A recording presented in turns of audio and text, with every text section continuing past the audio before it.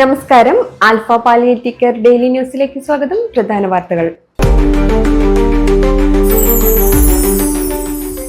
പ്രമുഖ വ്യവസായി സിദ്ധാർത്ഥ് ബാലചന്ദ്രൻ നേതൃത്വം നൽകുന്ന ബ്യൂമർക്ക് ഇന്ത്യ ഫൗണ്ടേഷൻ പ്രതിനിധികൾ ആൽഫ എടമുട്ട ഹോസ്പിസിൽ സന്ദർശനം നടത്തി.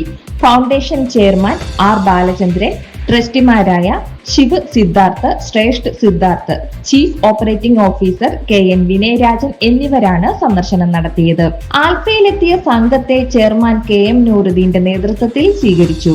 ആൽഫയുടെ പ്രവർത്തനങ്ങളായ IP, ആരത്രിക physiotherapy, dialysis, care home, Upasana എന്നിവ സന്ദർശിച്ചു.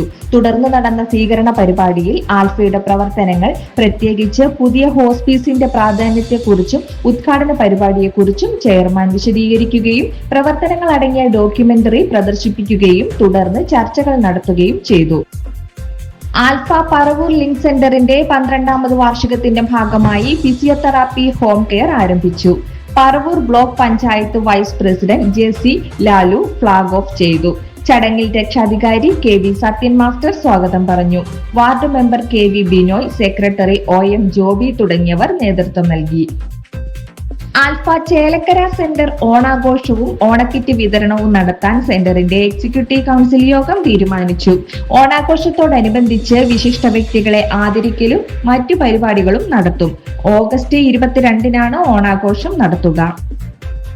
ആൽഫ ഇരിങ്ങാലക്കുട സെന്റർ ഓണാഘോഷം സെന്ററിൽ ഓഗസ്റ്റ് 21-ന് വിവിധ പരിപാടികളോടെ നടക്കും. ആൽഫ ചെയർമാൻ KM നൂറുദ്ദീൻ മുഖ്യാതിഥിയായി പങ്കെടുക്കുന്ന ചടങ്ങിൽ ഇരിങ്ങാലക്കുട MLA അഡ്വക്കേറ്റ് തോമസ് ഉണ്ണിയാടിന് സ്വീകരണം നൽകും. രാവിലെ 9 മണി മുതൽ ആഘോഷങ്ങൾക്ക് തുടക്കമാകുമെന്ന് ഭാരവാഹികൾ അറിയിച്ചു. ആൽഫ എടത്തിരുത്തി ലിങ്ക് സെന്ററിന്റെ പ്രവർത്തന ഫണ്ടിലേക്ക് സെന്ററിന്റെ പരിചരണത്തിലുണ്ടായിരുന്ന വേദോട്ടിൽ അശോകന്റെ സ്മരണാർത്ഥം ഭാര്യ രജിത ടീച്ചറും മക്കളും ചേർന്ന് സംഭാവന നൽകി. സ്റ്റാഫ് അംഗങ്ങൾ ചേർന്ന് തുക ഏറ്റുവാങ്ങി. ഇതോടെ ഇന്നത്തെ വാർത്തകൾ അവസാനിക്കുന്നു.